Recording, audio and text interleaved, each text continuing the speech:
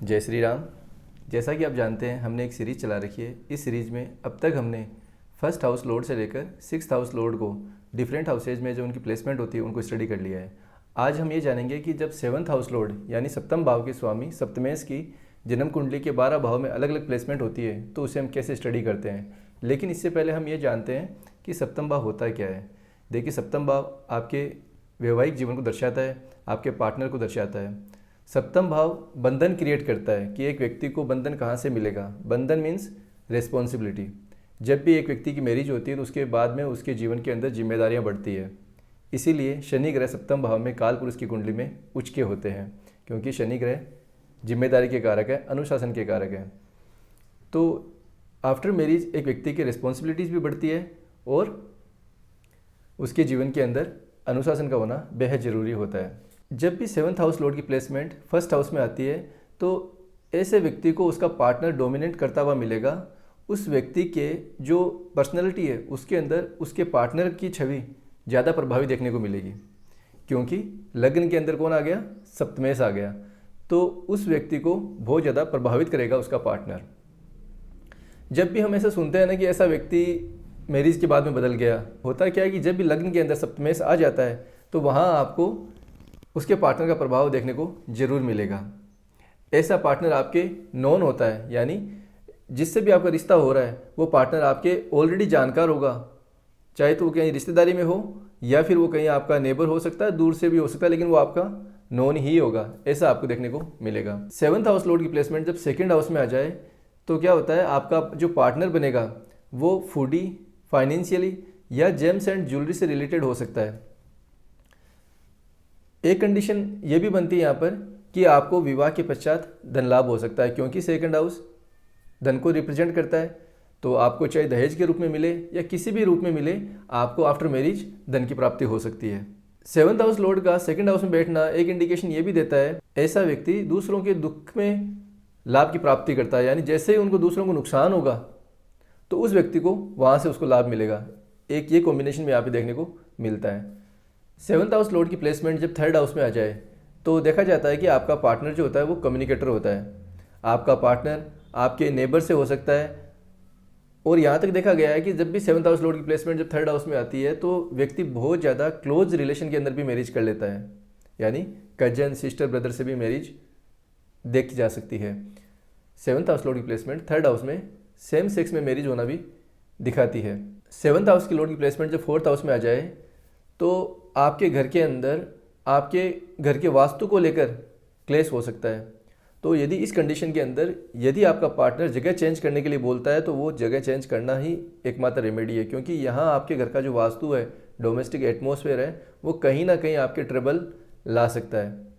तो as a remedy आप वो जन्म स्थान छोड़कर यदि इस प्रकार की डिजायर होती है तो फुलफिल कर देनी चाहिए। ये अपने आप में एक रेमेडी होती है। सेवन्थ हाउस लॉर्ड का फोर्थ हाउस में बैठना एक इंडिकेशन ये भी आती है कि आपका जो परिवार है उस परिवार के अंदर आपका पार्टनर डोमिनेट करता हुआ दिखाई देगा, ऑथोरिटी बनता हुआ दिखाई देगा, जो कि क्लेश का कारण बन सकता है।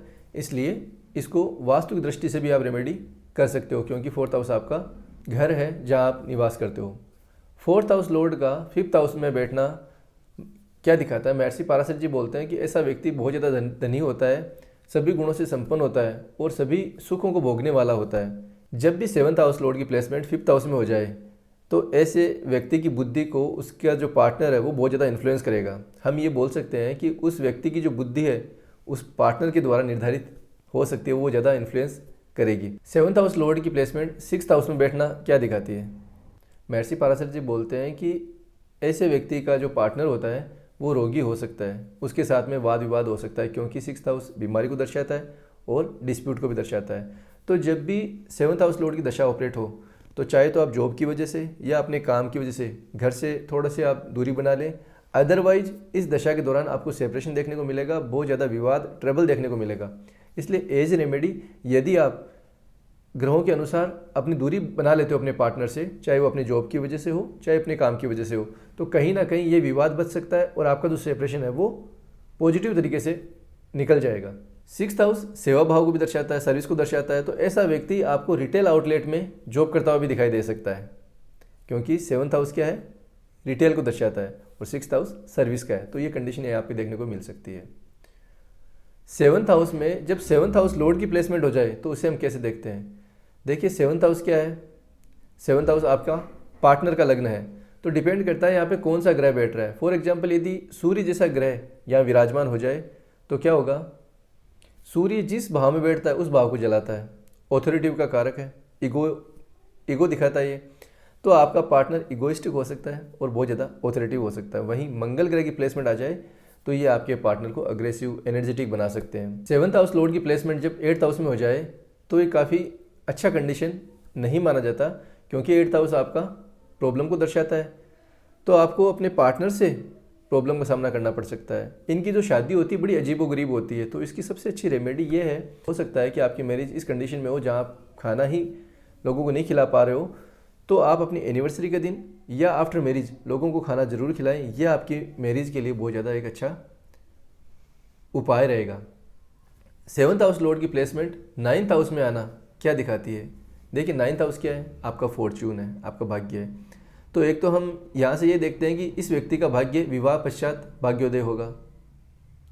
दूसरा हम क्या देखते हैं कि 9th हाउस सिद्धांतों को दर्शाता है, तो ऐसा व्यक्ति बहुत ज़्यादा सिद्धांतिक हो जाएगा, तो ये कहीं ना कहीं उसके वैवाहिक जीवन को परेशान कर सकता है।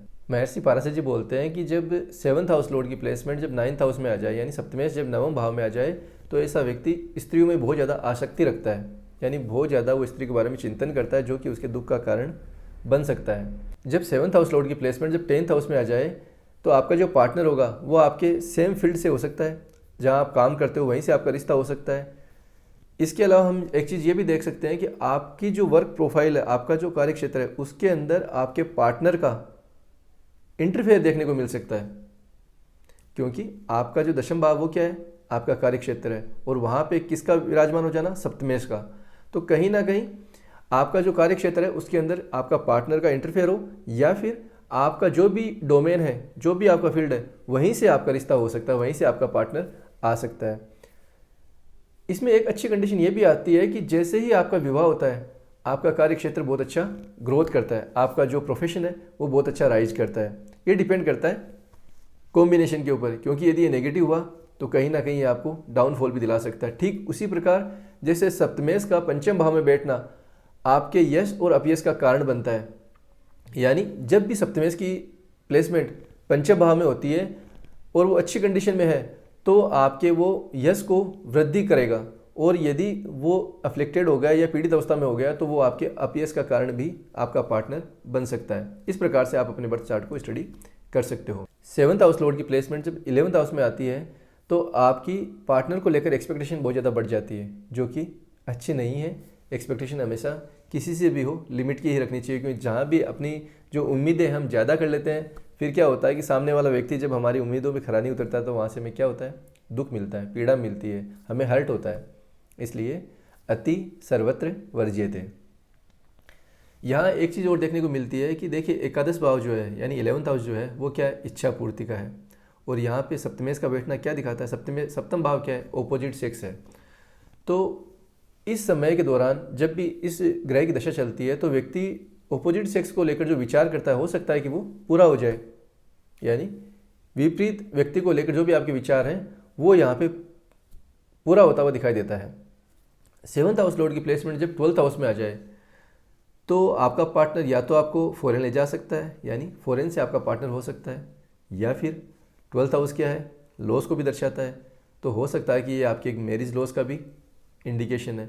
तो बेटर ये रहेगा कि आपका जो रिश्ता हो वो जन्म स्थान से बहुत दूर हो, जहाँ पे आपका खान पान, रहन सहन, बोलचाल, यानी जो आपका एनवायरनमेंट है वो पूर्णतया चेंज हो जाए, जिसे हम ज्योतिष की भाषा में विदेश बोलते हैं।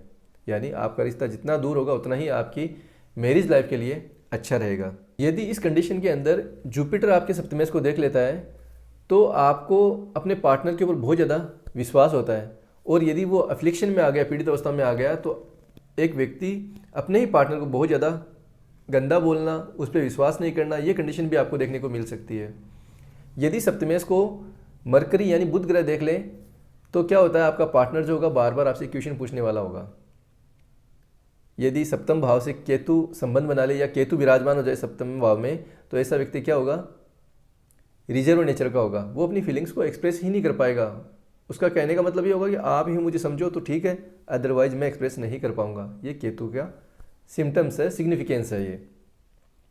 मंगल ग्रह यदि आपके सप्तमेश को देख ले तो क्या होगा, आपका जो पार्टनर होगा वो फिजिकली स्ट्रांग होगा और अग्रेसिव भी देखने को मिलेगा। इस प्रकार आप 7th हाउस लॉर्ड को और 7th हाउस को अपनी जन्म कुंडली में स्टडी कर सकते हो।